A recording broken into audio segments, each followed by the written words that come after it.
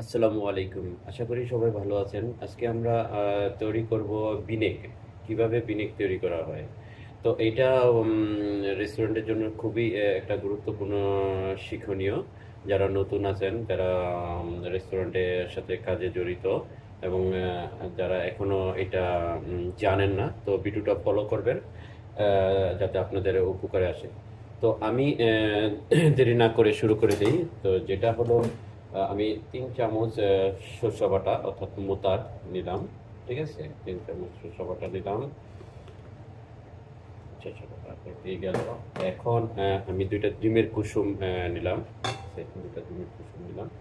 ডিমের কুসুম নিয়ে এখন আমি এটা শুরু করে দেব। তার আগে কি, কি লাগবে সেই জিনিসগুলো আমি দেখাই যে ডিমের কুসুম, সরষে বাটা, এটা হলো ভিনেগার, ওর পানি, এটা হলো হুইল। এই জিনিসগুলো আমার লাগবে আর সাথে এটা মিক্সারটা লাগবে।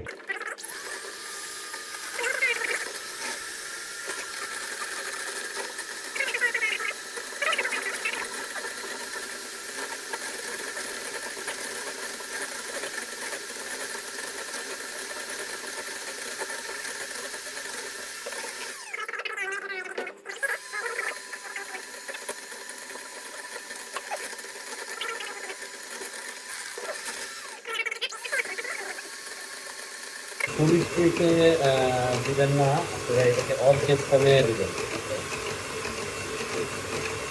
আস্তে আস্তে দিবেন আর উল্টান থাকলে আবার দিবেন না।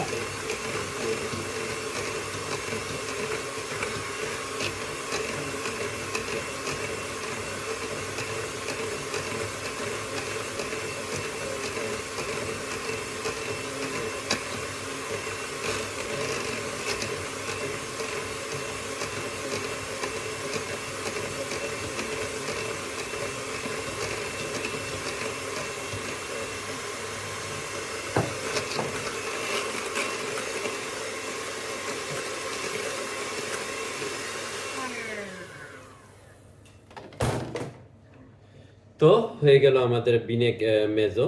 এটা 100% হেলদি ফুড।